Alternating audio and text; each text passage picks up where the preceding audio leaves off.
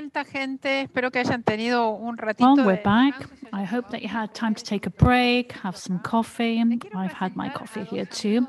So I'd like to present two friends from the SSIG in Argentina, they're in Spain, Dr. Jorge Pérez Martínez and Dr. José Félix Hernández Gil.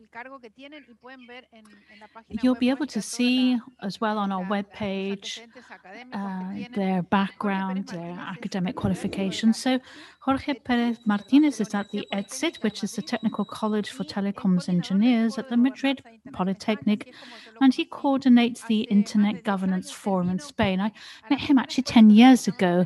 He came to the first school on Internet governance at the ITBAI back in 2009. So we've always stayed in touch.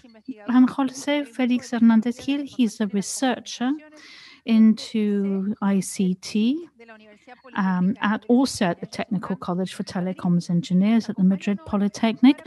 They're joining us from Madrid, and we're going to be talking about the title is a little complex, but it's about ICT and sustainability, digitalization for the Sustainable Development Goals.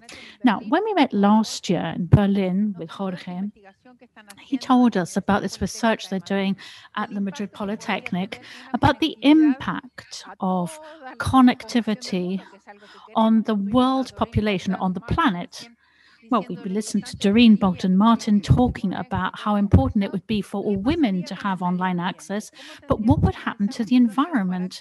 And how should we analyze the situation so that we can ensure that we are all connected in a sustainable way from the point of the environment? So, Jorge, welcome to the Argentine School on Internet Governance. Hope everything's good with you over there. Thank you very much.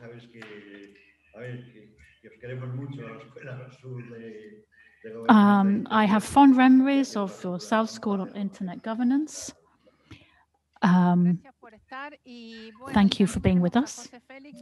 We also have José Félix. Don't know if we'll see him now or a little later when it's his turn to talk. Can we see José Félix and we can say hello?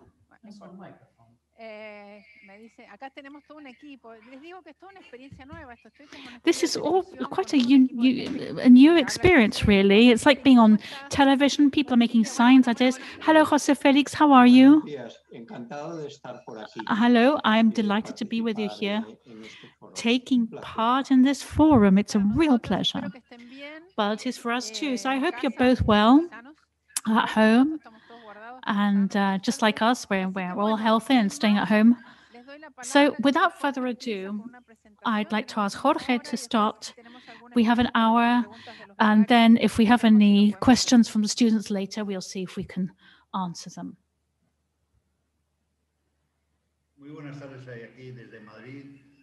Well, hello from Madrid.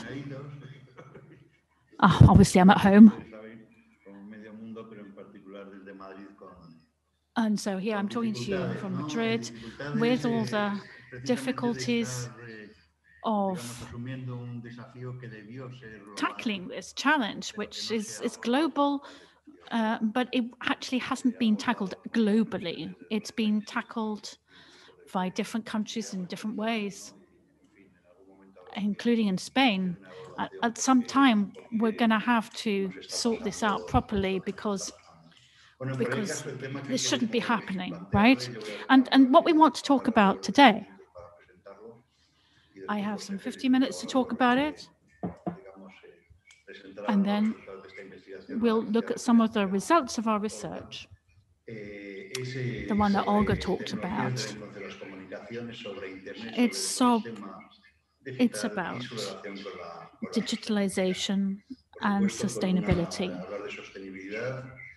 The issue of sustainability involves how we talk about the Sustainable Development Goals. So I'm just going to talk for a minute about how these concepts are intertwined, and then José Félix will talk about the results of our research. Let's have a look. Global challenges. Talk about global challenges. to talk about the 17 Sustainable Development Goals, which were launched a few years back by the United Nations, precisely because they're global problems within the context of phenomena and trends which are taking place all over the world, which require a global approach rather than a local one or a national government one. These are quite simple to summarize. Let's look at them. The population is aging because population is growing because of progress, but the birth rates are falling, not only in Europe and more developed countries, but also in Asia, where they're below the birth rate required to sustain the population at a steady rate. Then there's the whole business of urbanization. We have a strength, we have threats, with all the changes that are taking place in the area of climate change and affecting the planet. It is clear that we're looking at the deterioration of the environment. And one of the issues is that in the last few decades have meant a vast population growth. This has had economic repercussions, but these also have an effect on the environment and also in terms of inequality. And this seems to be something that we are unable to manage adequately.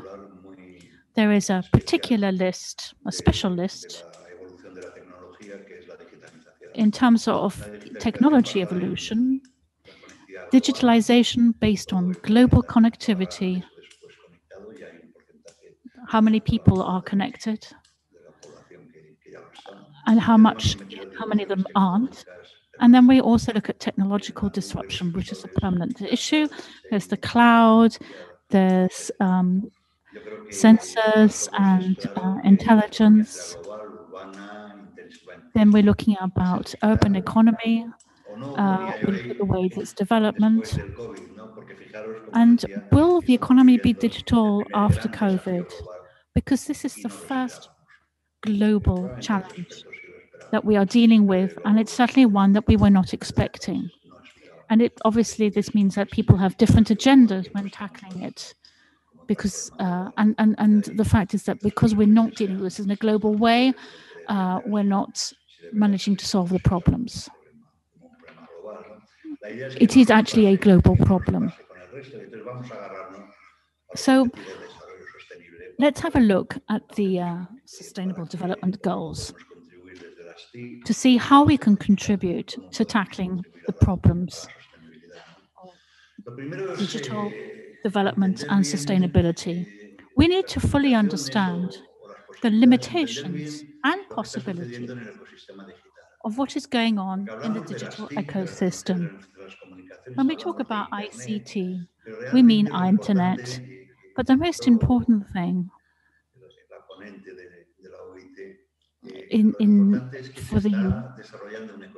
is that we are developing a digital ecosystem which is highly complex,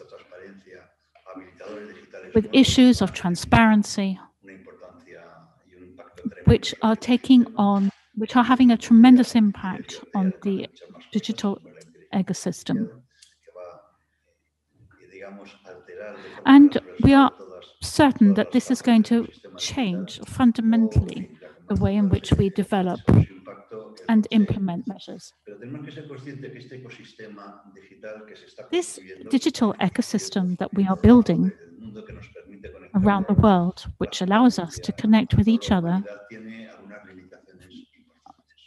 has major implications.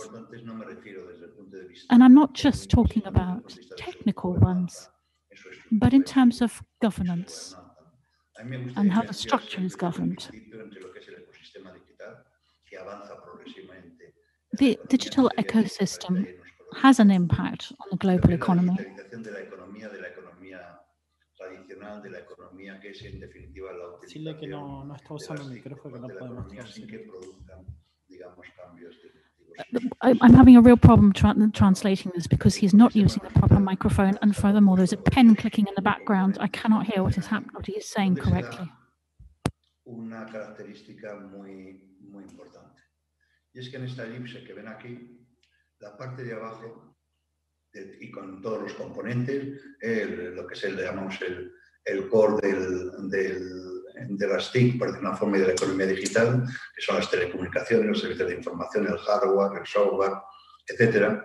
Lo que sería después los servicios digitales y sobre todo la economía de plataformas que se ha generado, y luego todo lo nuevo. Hay una característica que es muy importante que se entienda, y es que todo lo que hay abajo está dominado por muy pocos países, está dominado por muy pocas empresas. Y la parte de arriba es lo que de alguna forma puede ser capturado o controlado de alguna forma por los países, ¿no? Digamos por un elemento más local, ¿no? Entonces, mientras el proceso de digitalización, aunque avance a ritmos distintos en los distintos países, es un proceso, digamos, común, que está sucediendo en todos los lados, el control sobre el ecosistema digital cada vez está en manos más pequeñas, ¿no?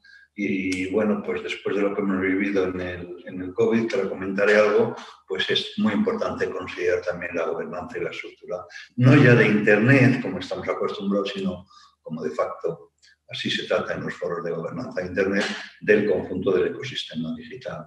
Pero hemos aprendido algunas cosas y quizá por eso es tan importante que fijemos nuestra atención en cómo está estructurado y cómo se gobierna el ecosistema de Internet. Hemos aprendido con este COVID, con esta pandemia, lo primero, un elemento que nos sorprendió en cuanto, digamos, surgió la pandemia y tuvimos que confinarnos en todo el mundo, y es la enorme capacidad de resistencia de Internet y del ecosistema digital. Simplemente resistió. Mientras se caían cadenas de suministro de prácticamente todas las actividades económicas, mientras se caía, digamos, un poco la vida y la actividad económica, resulta que Internet resistió desde el primer momento, lo cual es una cosa bastante interesante y que, en fin, habrá que discutir, ¿no? Pero más importante que la propia resistencia de Internet y el ecosistema digital es que fue un elemento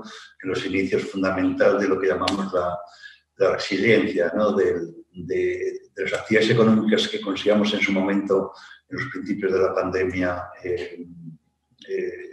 esenciales, ¿no? Es decir, en fin, no se nos ocurre, si no llega a ser por esta resistencia del ecosistema digital, cómo se hubiese podido, digamos, ir volviendo a levantar, digamos, después de la crisis de los confinamientos, las actividades estas esenciales que permitieron los confinamientos, ¿no? Por supuesto, ya estamos en la fase en la que estamos ahora mismo, no podemos entender sin las TIC, la resiliencia de los servicios públicos, educación, sanidad y tal, que en plena pandemia, en esta situación que estamos ahora mismo, se están, entre comillas, sobreviviendo, adaptándose, haciendo de alguna forma lo que se puede gracias precisamente al ecosistema digital. Bueno,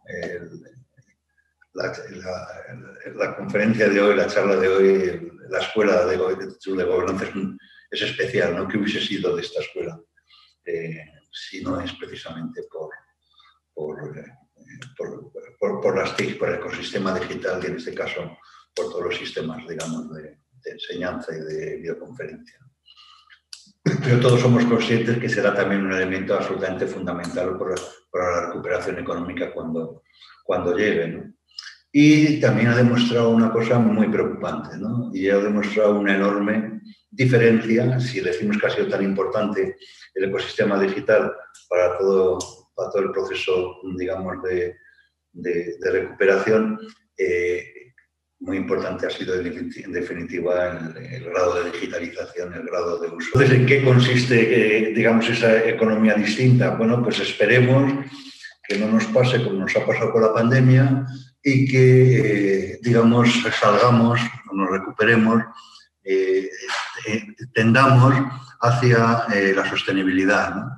repito, nada mejor para definir lo que es la sostenibilidad que el cumplimiento de los objetivos, los 17 Objetivos de Desarrollo Sostenible, que supongo que casi todos ustedes conocen, que fueron propuestos y adoptados el 25 de septiembre de 2015 por líderes mundiales a través de la ONU y que tienen una enorme ventaja, ¿no? Y es que son los objetivos generales para todos los países, que además, digamos, su grado de cumplimiento tiene unas métricas, se miden y además, digamos, hay unos objetivos concretos a alcanzar por parte de los países en el 2030.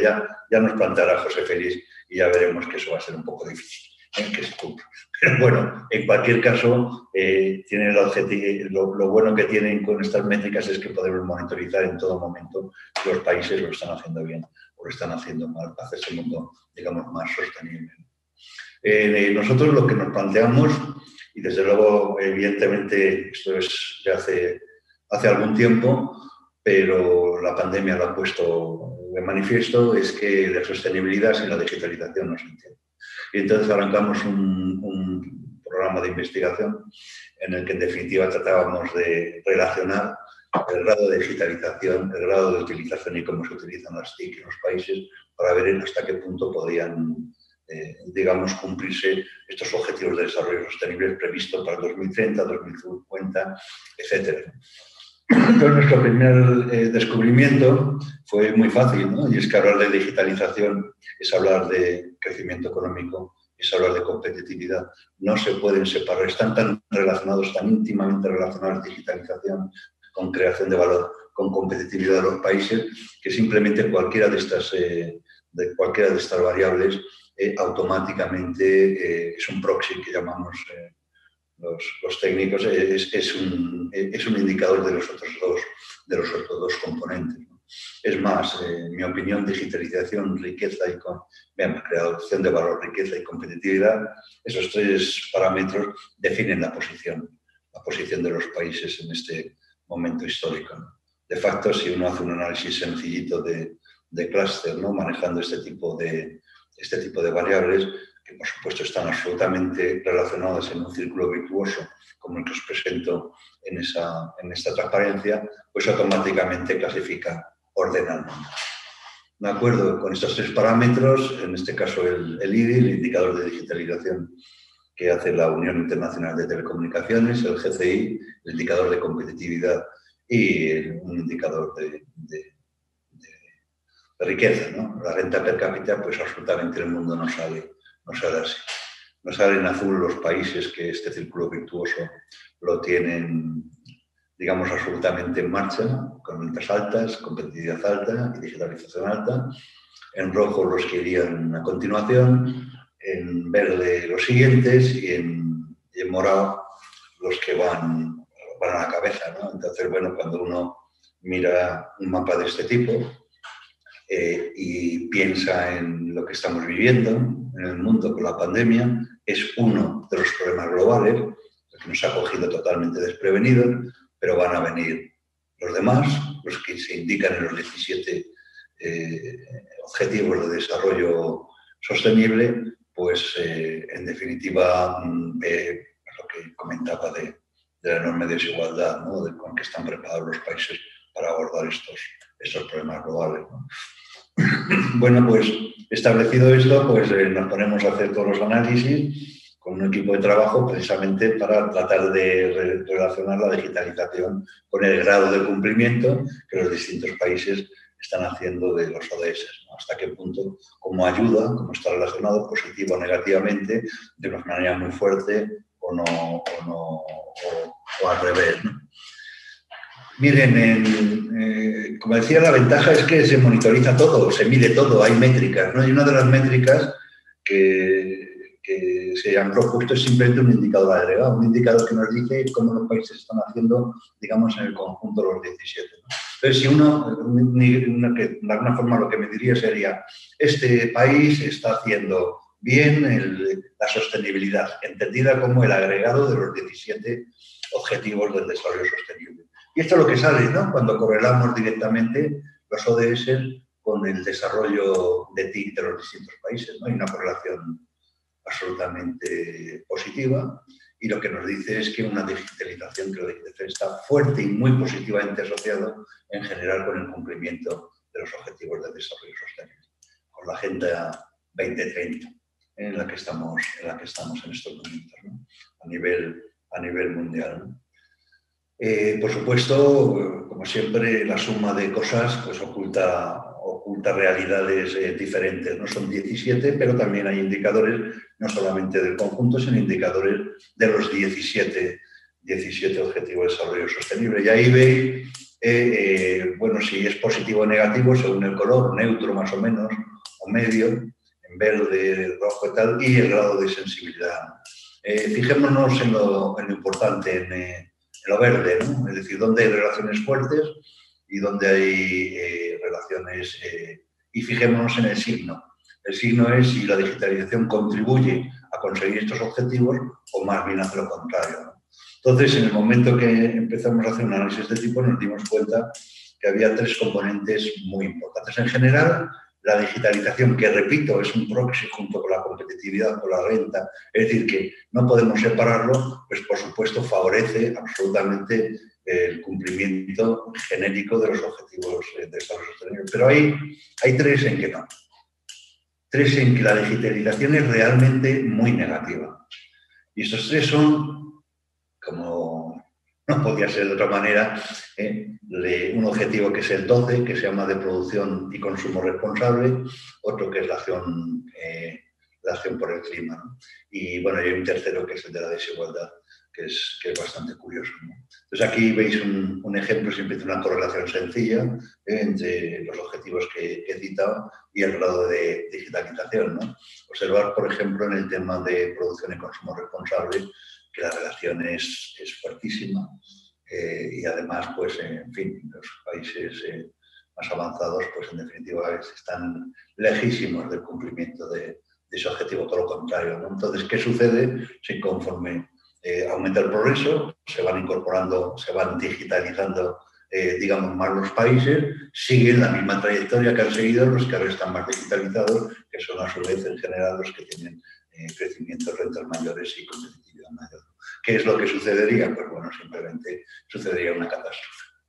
¿De acuerdo? Entonces, bueno, pues viene el problema, ¿no? Lo que pasa es que esto además se hace en un modo en que es curioso, ¿no? Uno esperaría, entre otras cosas, porque si hubiese una correlación positiva entre la lucha contra la desigualdad y la digitalización, que a verla la hay, ¿eh? Lo que pasa es que hay otros componentes mucho más importantes que afectan a la desigualdad entre los países y los territorios y las personas, que la digitalización. Por supuesto que es muy positiva la digitalización para evitar la desigualdad, pero lo que es cierto es que está oculto ante otro tipo de variables mucho más relevantes, por ejemplo, variables de índole social y sobre todo político.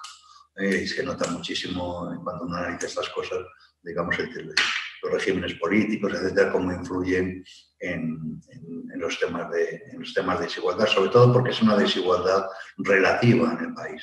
Es, en definitiva, lo que se mide es la diferencia entre los que más ganan y los que menos en cada país, por decirlo de alguna manera. O más poseen o menos poseen, ¿no? Esto es lo que tenemos que evitar.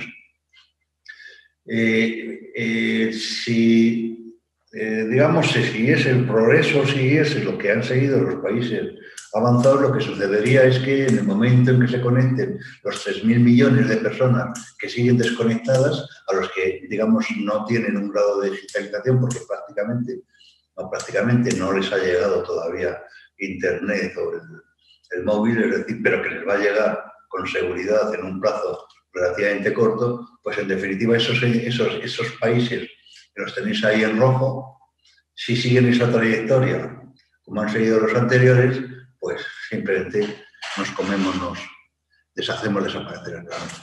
Es decir, es así de sencillo, ¿no? Por tanto, hay que revertir este proceso como sea. Esto puedo decirlo con el cambio climático y con alguna otra cosa más. Hay que revertirlo, ¿no?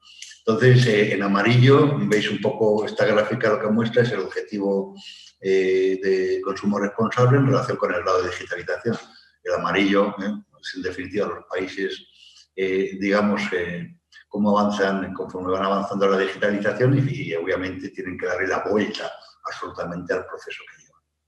Los que están en el intermedio, pues lo tienen un poquito más fácil, y desde luego lo que es cierto es que los países que tienen grados de digitalización muy bajos todavía evidentemente no están destruyendo, como es lógico, el planeta, por lo menos desde el punto de vista del medioambiental. Entonces tienen la posibilidad de, sobre todo, hacerlo a unos costes muchísimo más bajos de lo que van a tener que hacer los países avanzados, ¿no? Para revertir esa posición, ¿no? En ese sentido, simplemente comentarles que Europa lo tiene muy claro en su plan de salida después de post-COVID, de recuperación económica. Hay dos palabras mágicas: tecnologías digitales y tecnologías verdes. Son las dos palabras mágicas en las que se supone, ya veremos al final que acaba, en los que se va a orientar todas las ayudas, todo el tema para, digamos, de la salida de la recuperación económica. En definitiva, antes de pasarle a José Félix, que veo que voy con muy retraso, simplemente señalarles un poco 5 mensajes sencillos, ¿no?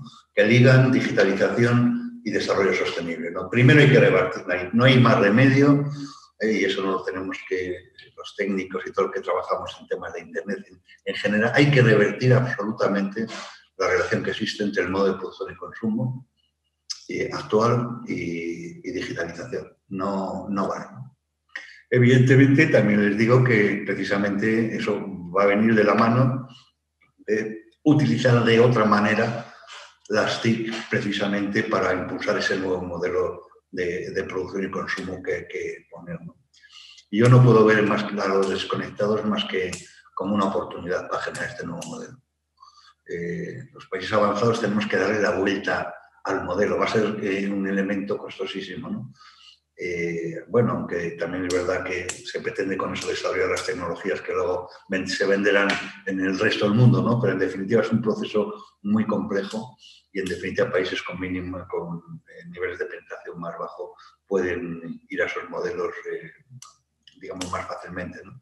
Por supuesto hay que, una de las razones por las que Internet ha resistido en un momento de egoísmos absolutos de los países en los inicios de la pandemia es porque la regulación técnica de Internet no estaba en manos de los países. Olga lo sabe muy bien porque llevamos muchos años el gobierno técnico de Internet estaba en ICANN, no estaba en los gobiernos. Bueno, pues hacia esta nueva conectividad, esta nueva forma de utilizar digamos, el ecosistema digital, sería interesantísimo que tratásemos de ir hacia una nueva gobernanza, esa gobernanza multi-stakeholder, eso que desde Internet lo conocemos desde hace tiempo, donde se escucha sociedad civil, gobiernos, agentes privados, académicos, etcétera. Ahí ya me hubiese gustado ver esto durante la pandemia, este tipo de gobernanza y no lo que estamos viviendo, por lo menos en España, ¿sí?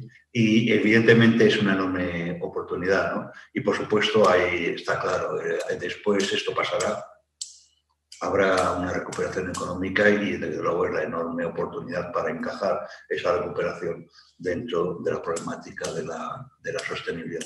Porque la siguiente pandemia, si no hay otra antes, inesperada, pero hay una anunciada absolutamente, y es el cambio climático. Y probablemente de consecuencias bastante peores, ¿no?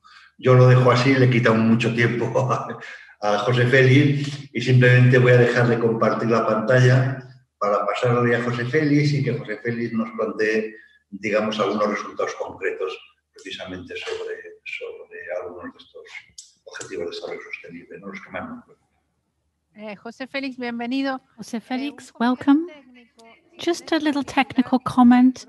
If you could please use headphones with a proper microphone, it would be so much better for the audio channel so the interpreters can do their job. Obviously, if you have one to hand. Otherwise, we'll just try things out as they are. Jorge, what a paradox. You know, as we develop, climate change gets worse and everybody wants to develop. But I think climate change will probably be far more wide-reaching than the things that we'll be able to overcome when we found a vaccine that actually works in the medium term, no? además, cuando se tratan los problemas globales, hay un problema muy importante y es que hay situaciones de partida de enorme desigualdad. Entonces, el gran problema es que el objetivo muy razonable de renta, de competitividad, de digitalización, que es progreso, por decirlo de alguna manera, pues digamos, entra en contradicción con lo que unos países tienen que hacer y otros, ¿no? Entonces, yo la verdad es que veo una gran oportunidad y yo creo que en ese sentido, de las pocas cosas que vamos a sacar enseñanzas positivas de la pandemia, va a ser de esa, ¿no? De que, bueno, esperemos que a partir de ahora sepamos que los problemas globales son globales y que hay que abordarlos desde situaciones, digamos, muy diferentes de partida. Jorge, José Félix, ¿estás por ahí? Oh, over to Jorge Félix. José Félix, are you there? Here I am, Olga. Atentos. Bienvenido. Okay, welcome. De acuerdo, muchas gracias, Olga. Thank you, Olga. Pues, yo lo que voy a hacer, como ha explicado What Jorge, I'm going to do, as Jorge already said, is give you a bit more detail about how we carried out the research that relates ICT with the Sustainable Development Goals. And in particular, I will try to focus on the SDG 13, which is about climate change. And as Jorge said, is the one that we feel is going to need more urgent action. Because if the current trends we have observed are not reverted, the consequences will be dreadful. So, the impact of ICT on the SDGs, as we have seen, are of two kinds. One is what we call direct impact. These arise from the mere fact of using communication systems. When we use communication systems, we use electricity, we use raw materials, which are necessary in order to make these systems, and this in turn produces impacts, some of the SDGs, particularly those covering the environment, 12 and 13, as Jorge said. They have negative impact, obviously. But they also have another kind of direct impact, which are in fact positive, such as SDG 9, which is about industrial development. Logically, includes certain indicators referent to ITCs, which obviously means that there will be an improvement in meeting these objectives.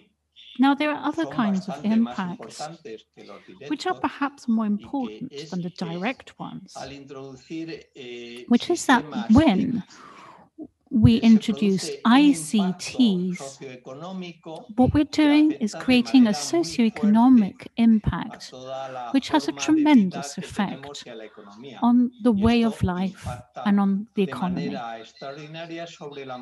This has an extraordinary effect on most of the SDGs, obviously. Now, in order to study the impact of ICTs on the SDGs, what we have done is select certain indicators which allow us to see how digitalization is taking shape in different countries. We are using indicators, as Jorge mentioned, produced by the International Telecommunications Union, which produces data on 166 countries. We're looking at bandwidth, we're looking at internet use. There are 11 different kinds of indicators. Now, as regards the SDGs, we used 86 different indicators to allow us to see the degree of progress in the different aspects of compliance with the SDGs. Si estudiamos Now, la correlación if we look entre at estos the grupos de correlation indicadores, between aquí these a la izquierda indicators, tenemos los down here on the 17 left, ODS, we have the y aquí 17 tenemos SDGs, and up here at the los top, 11 indicadores we de have the digitalización. 11 Es posible obtener digitalization unos indicators. mapas de We calor can que nos dan unos map, puntitos de colores y nos we can see the indican little color si una dots, faceta which tell us específica de la if one digitalización specific aspect of contribuye de forma digitalization positiva, contributes negativa positively o or negatively indiferente a los or ODS. neither Si on the miramos SDGs. Now, esta matriz de if we look at this puntos, grid lo que se of observa different es que colors, muchos what we de los can see indicadores que tienen que ver is con that el many of the progreso, indicators ella that have to mencionaba, por do with ejemplo, la progress, pobreza, which el Jorge desarrollo talked about, industrial, poverty, la salud, la industrial digitalización, development, son health and impactados de digitalization, forma muy they are all positiva affected por los ODS. positively by Pero the SDGs. lamentablemente, But también, como se ha sadly, comentado, as si he also nos said, fijamos en los if we indicadores look at relacionados con el medio those ambiente, indicators related to el the efecto environment, es el the contrario. effect Todos is estos definitely puntos rojos negative. Now, indican all these little que red según areas aumenta el show nivel de us that digitalización, the el more cumplimiento de digitalization estos objetivos increases, es peor. so does compliance with these Es objectives posible fall. también profundizar más It is en este also análisis possible to go into y further mirar detail no solo cuál es when el we look at cumplimiento de cada uno de the estos degree of 17 compliance objetivos de with each desarrollo one of the sostenible, 17 sino SDGs estudiar and cuál es el efecto sobre cada study uno de the los effect subindicadores de estos on objetivos. each Aquí he puesto algunos sub-indicator ejemplos. in the SDGs. Here are En some realidad, en el estudio que examples. tenemos unos In fact, in our 1.300 research, we have some puntos de correlación entre 1,300 indicadores, pero correlation bueno, points veamos between algunos the ejemplos. indicators. But let's just Uno, look at por a few ejemplo, es el examples. objetivo 9, One, for que instance, es el has que to tiene do que with, ver con el with desarrollo SDG industrial. 9, Este es un which is about ejemplo que industrial tiene development.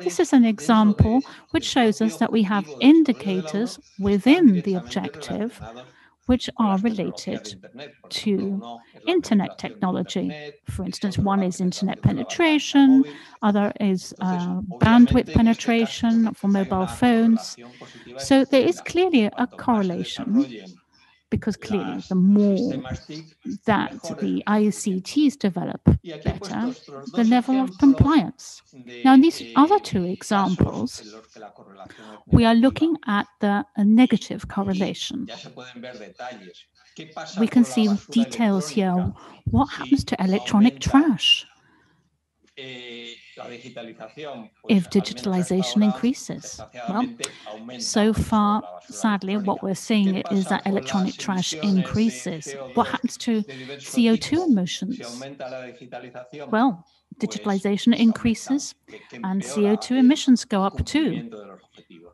which obviously has a negative impact on Aquí compliance podéis of the ver un objective, with the ejemplo goal. que he sacado en el Now, que se here muestra is bastante an claro example para la zona which de shows clearly Latinoamérica y el Caribe. that for He Latin hecho dos America and the rankings y Caribbean, los he comparado. Uno el ranking it's a de comparative ranking. One digitalización is the y ranking of otro el digitalization, ranking de qué tal and se the está other haciendo en las is emisiones de CO2.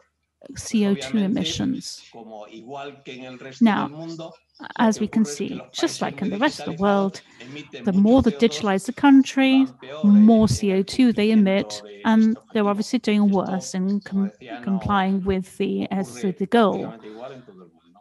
And this is pretty much the same the world over. ¿Cómo se puede estudiar Now, cuáles son los how can we efectos study the directos effects, the de la direct effects utilización de sistemas of TIC? the use of Pues, ICT systems? Para calcular los efectos directos, una posibilidad One que hemos option estado which realizando we've nosotros been looking at es analizar lo que is llaman an el analysis ciclo de of what vida we call de todos los the life productos TIC. cycle Esto of incluye all estudiar ICT cómo products. se This fabrican includes los studying sistemas, how qué they're made, materias primas se what utilizan, raw materials they cómo se use, transportan how they're transported, los equipos a diversos sitios, cómo se instalan, how they're qué shipped, consumo how de they're energía eléctrica installed, tienen. what kind of Y bueno, a electricity partir de todos consumption they estos have. datos, On the pues, basis of es all this posible data, we calcular can cuál es calculate el impacto the ambiental impact on the environment de the manufacture and use of the ICT systems. On the basis of these analyses, we have discovered some quite detailed results showing which elements within the ICT system produce CO2 emissions. These are just CO2 emissions, obviously, which have a major impact on climate change. I'm not going to go into too much detail here because we haven't got the time, but from what we can see is that the part of the system which is responsible for CO2 emissions leads us to the conclusions for those zones, those areas with less developed internet. The conclusions show us that the greatest impact comes from terminals, by which I mean mobile terminals, which have a major impact on CO2 emissions, largely due to their manufacturing processes. Then there's electricity consumption, which we probably would expect. And then another thing which is having a major influence is where the equipment is actually manufactured. And according to the country itself, there are production processes, some of which are more respectful than others of the environment. But let's say that piece of equipment made in China will probably generate far more CO2 than one made in another part of the world where they have greener production processes.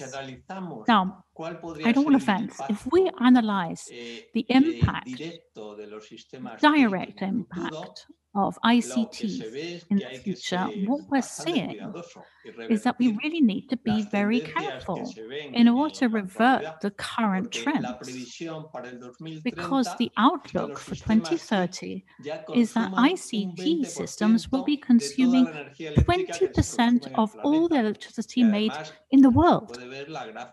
And as you can see, the curve is going upwards in almost a vertical line. We really need to change this. Now, what part of the ICT systems do we think will make a greatest contribution?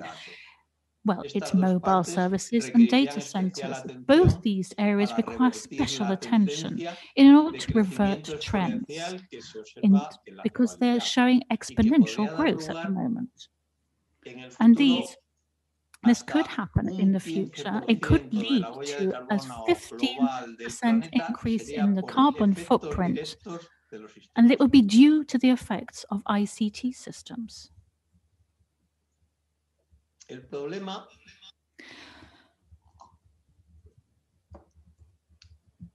The problem is that CO2 emissions, which lead to climate change,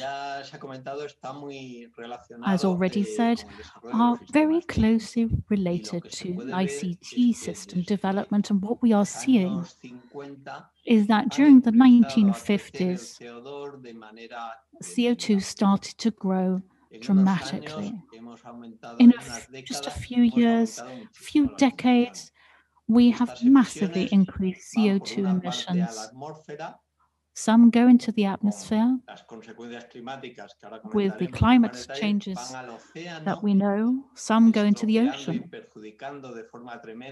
ruining the ecosystems, the marine ecosystems, and they also end up in the Earth's ecosystems, so soil, groundwater, with devastating consequences. Now, what happens with CO2 emissions? This is a graph that shows us CO2 emissions in the last million years. Now, we can see that we were under 300 parts per million over the last million years. Now, what happens after the 1950s? You can see this line just goes straight up. This is tremendous growth. It's stabilized, and then suddenly it goes right up.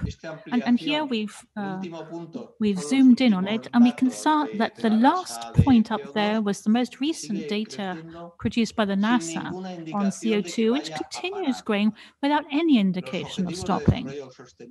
Now, the SDGs, including number 13, were established but 5 years ago, but it looks like there hasn't been any progress at all, particularly when it comes to CO2 in the atmosphere.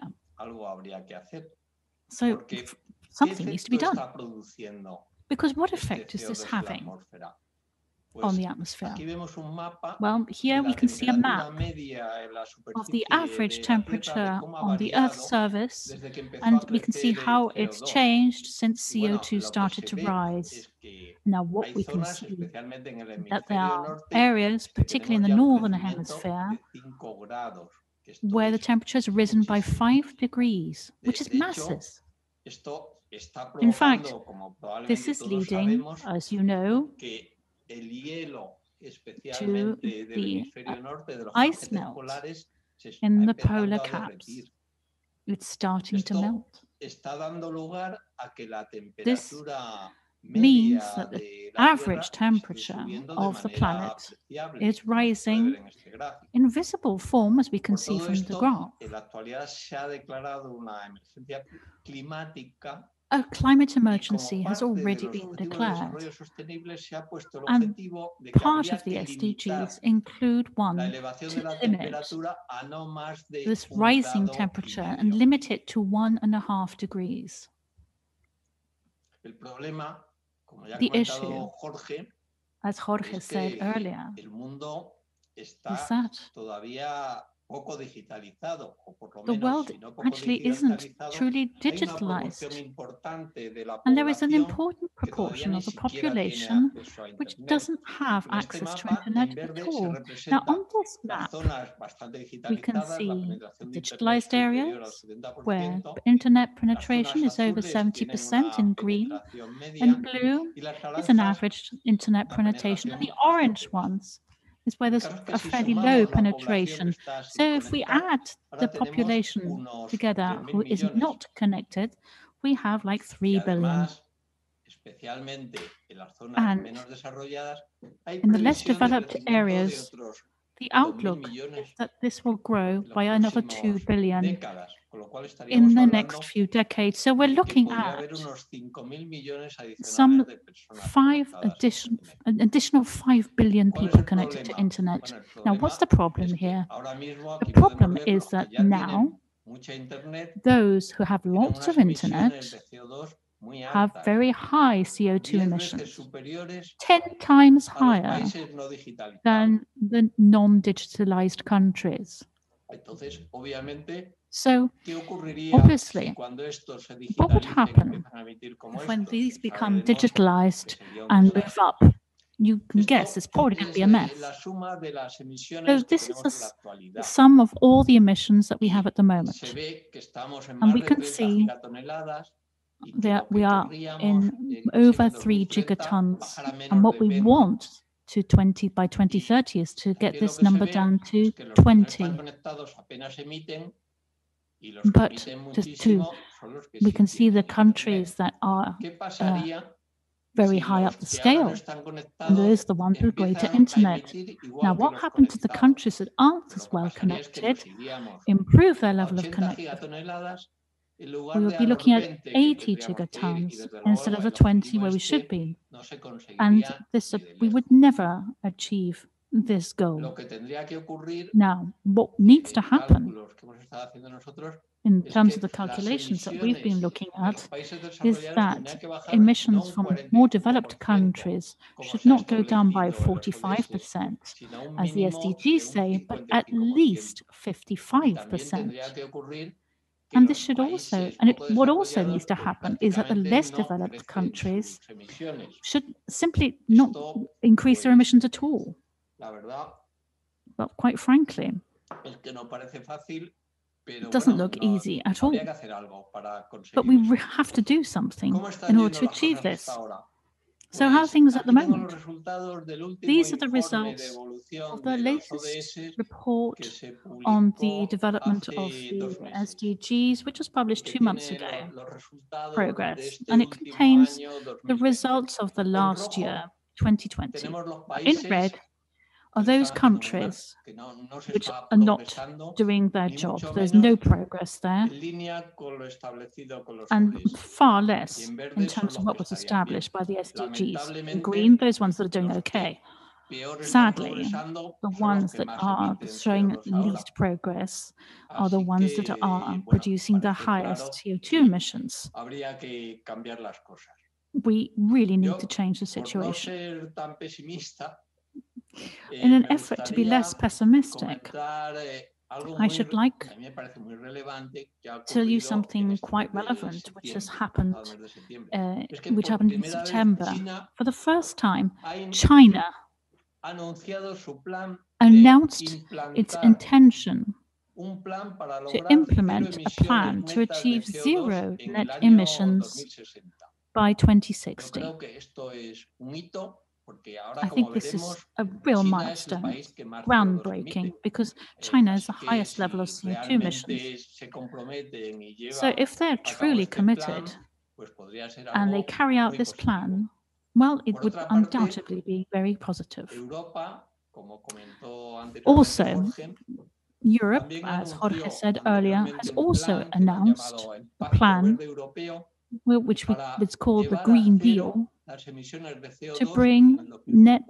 2050. CO2 Y emissions down to además, zero by también en este mes de 2050. septiembre, And han also in anunciado que September, van a ir aún they más announced rápido that they were en going este to go even plan de lo que habían faster previsto according to the inicialmente plan that they'd y ya para el presented initially, 2030 aiming querrían llegar a un to 55% get de CO2 reducción de emissions emisiones. down by Es justo el 55% by número que yo 2030, comentaba which is the antes number de los that I cálculos commented que hemos earlier hecho. when we did the Aquí calculations as part of our se puede ver research.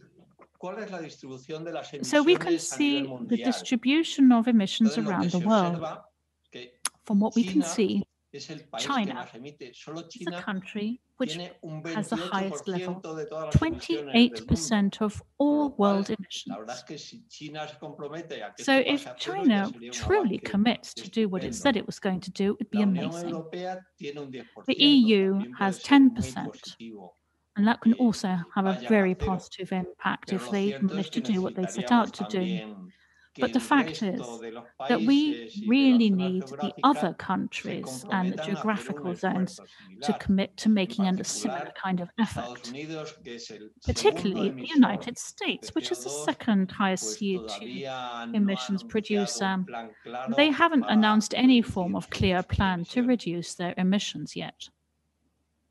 Esperemos We hope que visto lo que ha that ocurrido con la in the pandemia, light ya of what has lo ha happened in the mencionado Jorge, pandemic, que yo creo as que Jorge ha said, puesto en I evidencia de think forma bastante that he clara has laid que el very mundo es clear bastante más frágil de lo que that the world is pensábamos, far more que fragile los than we have grandes thought, avances that the tecnológicos que major tenemos technological no nos advances that we have permiten achieved afrontar, si do no lo not hacemos con help suficiente us tiempo, estos if we don't do desafíos. this with enough time Entonces, to tackle esperemos que such se tome challenges. conciencia So de we que hope es that this will be a necesario moment when abordar people ya become la more aware emergencia that it is climática. necessary Si to no, tackle como ha the dicho climate Jorge, emergency las now. consecuencias Otherwise, as lamentablemente Jorge said, van a the ser muchísimo consequences peores will be que far las de worse los virus actuales.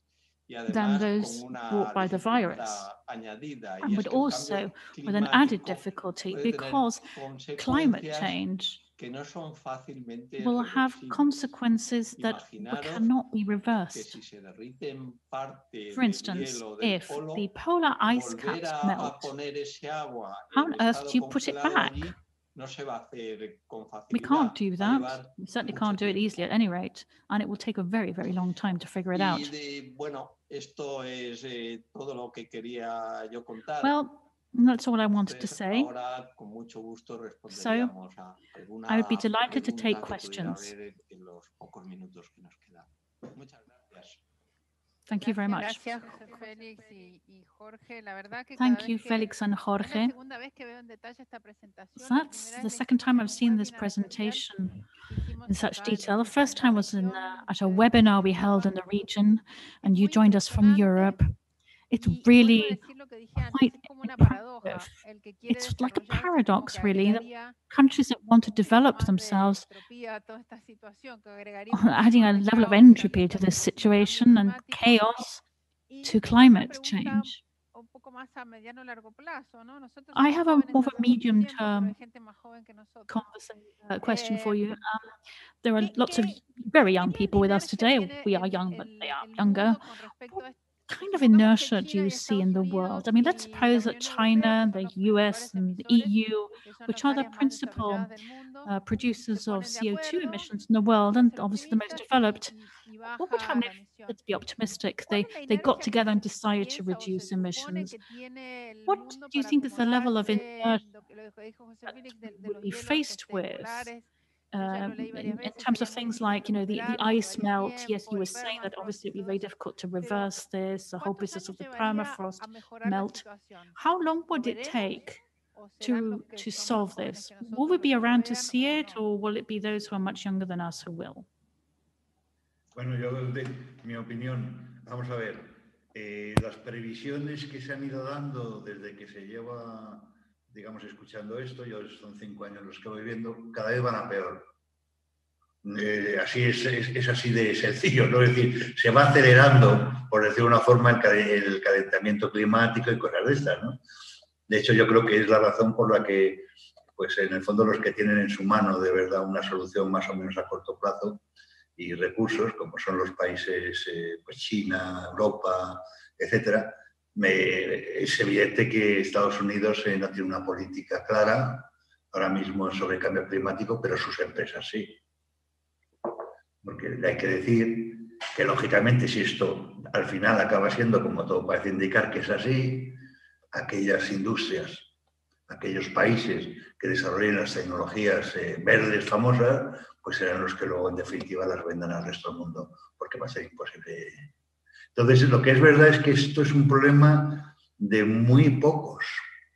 O sea, los que de verdad tienen, en términos de esto, los que de verdad tienen la capacidad de modificar de forma significativa, simplemente porque tienen la capacidad, en definitiva, de imponer programas específicos, pues son las grandes potencias, que son las que están contaminando, ¿no? Hombre, a mí lo que me preocuparía mucho, y por eso siempre hacemos tanto hincapié en el tema de los desconectados, es que esto suponga una paralización de los desconectados. No sé si digamos, todos esperamos que, en fin, hemos venido a un ritmo bastante interesante, ¿no? de inversiones en conectividad digamos, en los países que no lo tienen, pues que a raíz del descubrimiento de esta historieta, pues una de las soluciones sea decir, oye, usted, que no se conecten. No sé si me explico, es retrasar el ritmo, ¿no? Entonces creo que eso sería un error, digamos, brutal para la humanidad, ¿no? Hombre, yo, sinceramente, visto desde Europa, yo soy optimista. ¿Por qué? Porque, en definitiva, se va a utilizar precisamente como un elemento de competitividad internacional el desarrollar todo ese tipo de tecnología. Y es verdad, o sea, hay una realidad, y es que se puede conseguir la descarbonización. Un país, una economía avanzada, puede perfectamente producir con energías renovables, eso sí, a un costo, es decir, haciendo unas inversiones que no puede dedicar a otra cosa, ¿no? La verdad es que hay un dilema, digamos, interesante con los países que, en definitiva, ¿por qué tienen que pagarlo más caro si los otros se desarrollaron con carbón, ¿no? ¿Por qué no me voy a desarrollar yo, digamos, con carbón, ¿no? Pero bueno, en cualquier caso, ese es el debate que hay ahora mismo. Lo importante es que pase a ser un debate público. O sea, que en general, la sostenibilidad, que pase a ser un debate público, porque, en fin, yo con toda sinceridad, visto lo visto, ¿no?, que hemos tenido hasta ahora, si no es un debate público, nuestros políticos no nos van a ayudar mucho. Nos encontraremos con el problema. Sí, bueno, les agradecemos mucho, no tenemos más tiempo. Thank you very much. Unfortunately, we have no more time because we have another panelist. As I said, we already have this talk on YouTube, the one that we will be editing this as a separate talk on our YouTube channel. So, greetings from Buenos Aires, keep well, stay home, don't get sick, and until next time, when we can meet in person or virtually. Bye-bye from Argentina. COVID-19 para ti. Olga, un placer estar aquí con vosotros. Gracias. Muchas gracias. It's a pleasure to be with you. A la audiencia, 1 minuto y ya vamos al próximo. 1 minute, and we'll move on to our next panelist.